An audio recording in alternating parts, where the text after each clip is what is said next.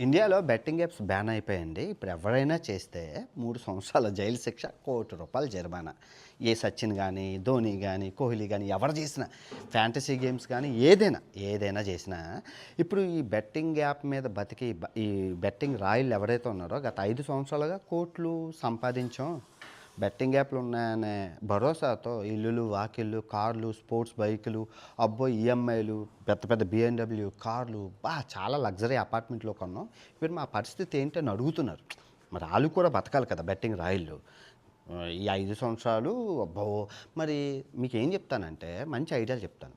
ఎప్పుడైనా మీరు ఇంటి పక్కన ఉన్న మిర్చి బడ్డీని గానీ, కారు మెకానిక్ గానీ, బైక్ మెకానిక్ గానీ, సైకిల్ పంచర్లు వేసుకుని చెడ్డీలు అమ్ముకున్నోడిని గానీ, చిన్న చిన్న స్వీట్ స్టాల్‌ని గానీ వెళ్ళి అడిగారా?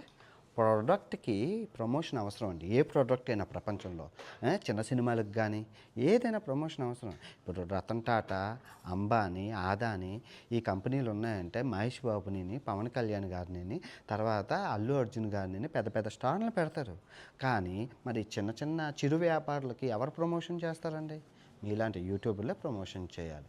అన్ని కోట్లు ఇవ్వలేరు. బెట్టింగ్ యాప్ ప్రమోట్ చేస్తే కోట్లలో వస్తాయి. కానీ ఇవి వేలల్లో వస్తాయి. కానీ 100 ప్రమోషన్లు కలిపితే ₹10,00,000 అవుతాయి మీకు. మంచి ప్రమోషన్లు ఉన్నాయి. ఎవ్వరికీ హాని కలిగించిన ప్రమోషన్లు ఉన్నాయి రెస్టారెంట్‌లో. అవి చెయ్యండి. ఫుల్ వీడియో నాన్ వెజ్ నా ఛానల్‌లో పెట్టాను ఈరోజు. చూడండి 100 ఐడియాలు ఉంటాయి. మీకు హెల్ప్ అవుతుంది. ఎటువంటి ప్రమోషన్లు చేయాలో అనేది. మంచి వార్తే కదా! 5 సంవత్సరాల నుంచి కష్టపడినందుకు ప్రతిఫలం దక్కింది. ఇంకా బెట్టింగ్‌ల గోలే లేదు ఇండియాలోని. ఇండియా ఎదుగుతది చూడండి. ఎంతో ఎత్తుకు ఎదుగుతది.